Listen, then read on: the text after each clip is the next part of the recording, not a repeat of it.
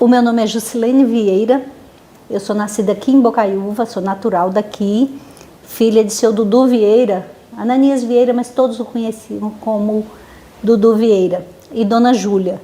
Comecei a escrever desde pequena, eu morava na zona rural, não tinha muita consciência do que era uma poesia, mas eu já fazia poesia, mesmo sem saber, mesmo sem ter técnica, e eu comecei a escrever, eu não podia ver um pedaço de papel que eu já estava escrevendo.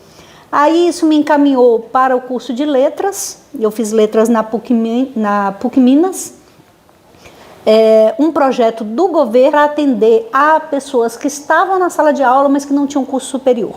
E eu já trabalhava como professora, mas eu não tinha um curso superior, então surgiu essa oportunidade do governo. Então eu fiz o curso de letras na PUC, depois eu fiz a complementação na Unimontes, no campus de Janaúba. O envolvimento direto com a poesia começou na Gastão Vale e nossos professores desenvolviam muito a gente esse gosto, né? João Roberto Oliveira, Ricardo Veloso, foram professores meus que fomentaram muito isso em mim, né? Graciema Ribeiro, então sempre assim despertando em nós esse desejo pela escrita. Quando eu estava na 7ª série, eu participei do concurso literário promovido pelo município de Bocaiúva e ganhei o primeiro lugar, foi minha primeira premiação, com um poema chamado Sangue Verde, que homenageia a natureza, fala da importância da preservação da natureza. Mas a poesia é as duas coisas, é paixão e é profissão, porque eu coloco a minha paixão no papel, mas eu também ganho muito sustento com ela, sabe? Então, eu não posso ser hipócrita aqui e dizer que não está ligada à minha profissão, porque está. E além do que, no meu trabalho, eu trabalho no Cervelino Ribeiro há 30 anos, e em meu trabalho lá, eu tento sempre despertar nos alunos esse gosto que os meus professores despertaram, que eu falei sobre a importância da Gastão Vale. Então, eu tento deixar neles essa marca, esse gosto pela poesia, assim como meus professores deixaram. O primeiro concurso literário que eu participei foi dentro do Festival do Vale do Jequitinhonha, na cidade de Salto da Divisa, em 94.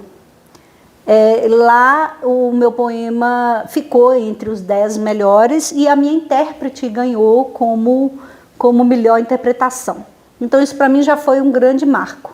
Aí eu voltei para Salto eu só vou conferir a data, que eu sou péssima com data, em 2015 eu voltei ao Festival de Salto e trouxe esse troféu de primeiro lugar do Festival de Salto, uma premiação em dinheiro bastante significativa. Meu intérprete também foi premiado como melhor interpretação, o Alisson de Sá, que é daqui de Bocaiúva, hoje ele mora em Salvador, trabalha na UFBA.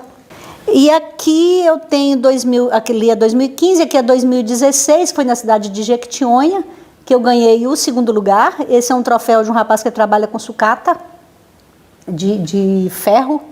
Então ele faz essas peças, sempre lembrando a leitura, lembrando o mundo. Ali foi... Primeiro lugar foi em 2018, na cidade de Felisburgo.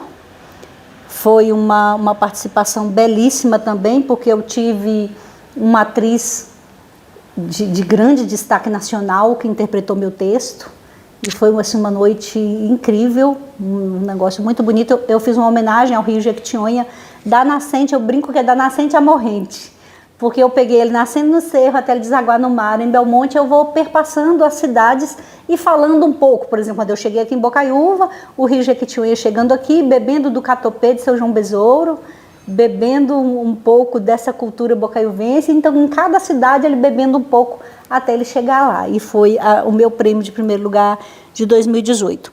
Aqui é interessante porque foi em 2019, mas eu ganhei o prêmio em 2020. Em janeiro de 2020, porque nós fizemos 2 festivais dentro de um semestre. Geralmente ele acontece só em julho, mas nós realizamos um em julho em Belmonte, na Bahia, e em janeiro nós realizamos um em Cerro. Aí lá em Cerro eu ganhei o primeiro lugar com poema, e o Guilherme Aquino, que é daqui de Bocaiúva, ganhou o primeiro lugar com a interpretação do meu texto. Então, meu texto tem essa característica de sempre puxar o intérprete para ser premiado também, então isso me deixa muito feliz. E me fizeram essa pergunta, por que você mesmo não declama seus poemas? Eu sou declamadora, eu amo declamar, eu declamo poema de poetas do Brasil inteiro, adoro declamar poesia matuta. Mas quando eu penso no meu poema, eu penso em valorizar a outra arte que é o teatro. Se eu mesma vou para o concurso e eu mesma defendo o meu poema, eu não abro essa oportunidade para quem é do teatro, para o ator, para a atriz. Então eu sempre penso assim, então, se eu vou ter a oportunidade de ganhar um prêmio como melhor texto, que eu dê para o ator ou para a atriz a chance dele também ganhar o prêmio dele.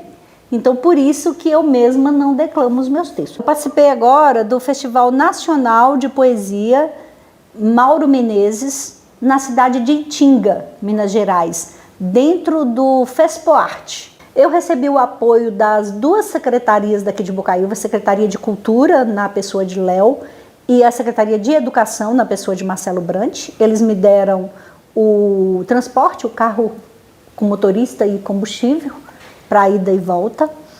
Foi o que garantiu a minha ida. E na premiação, esse aqui foi o meu troféu, eu ganhei o 3º lugar de texto e o 1º lugar de interpretação. De novo, o meu texto puxou o troféu para a interpretação. É uma coisa que eu gosto de frisar, porque parece que, de certa forma, eu dou voz para esse ator, para essa atriz com o meu poema, né?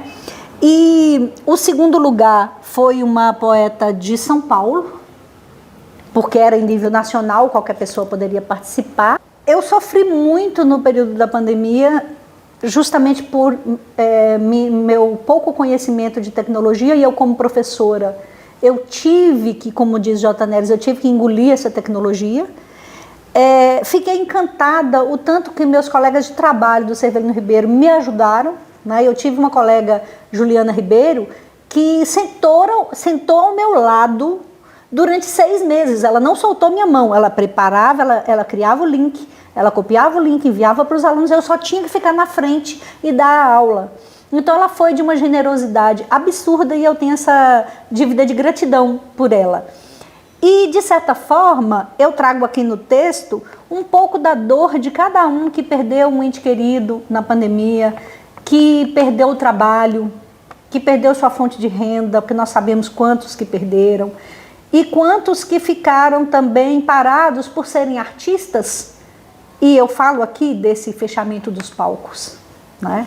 Dessa coisa que atingiu todos os segmentos. Todos os segmentos. Se a gente pensa assim, mas o empresário não sofreu. Sofreu, ele também teve o seu impacto.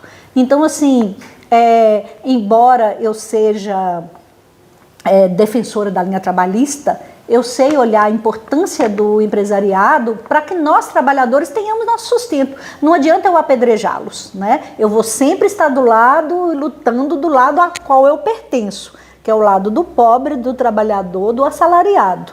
Então, minha visão é visão de classe, da classe a qual pertenço. Mas eu sempre reconheço essa importância e eu sei o quanto eles sofreram, porque muitos ficaram fechados, período grandioso demais. O fomento do governo chegou, mas chegou de uma maneira muito pequena.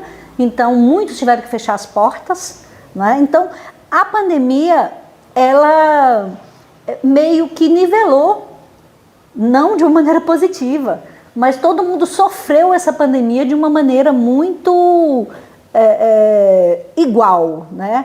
Claro que quem perdeu, teve gente que perdeu a família inteira. Eu não vou dizer que foi igual a mim, que graças a Deus não perdi ninguém. Eu estou dizendo igual no sentido de impacto, principalmente o impacto econômico. Então o meu texto é o recomeço, o meu poema vem falar disso, desse recomeço pós-pandemia. O recomeço. No estalo do tempo ressequido, a humanidade se arrasta em insistência, entre guerras e garras e ganidos, numa constante luta pela sobrevivência. E nessa luta em glória, um vírus desconhecido pela ciência veste a sombra da morte e vem assombrar a humana existência. Cessam-se os passos, fecham-se as ruas, trancam-se as casas, isolar é preciso. Cidades ficam nuas. E a reclusão impiedosa varre o riso do povo, e até os palcos se calam. Cai o pano, e o oco silêncio não traz o aplauso, lê do engano. Inicia-se então um fúnebre baile de máscaras. Protejam-se! E a morte indecorosa corta as famílias ao meio, fatia planos, ceifa sonhos e cava muitas covas. E no vão da vida, o luto se sobrepunha à luta. Idas e vindas se tornam apenas idas, e a distância dilacera as feridas. No canto da tela da TV, ancoram-se os números de mortos, acumulam-se as estatísticas, amontoam-se, sem nomes, os corpos. Mas, enfim, no fim da tarde que chega, a mesma tela anuncia a boa nova. Surgem as vacinas e a ciência entra em embate com a carnificina, com a negação, com a ignorância. E a humanidade corre pela imunidade. Vacinam-se idosos, jovens e crianças. O líquido fura a pele e escreve na alma pequenos versos de um poema chamado Esperança.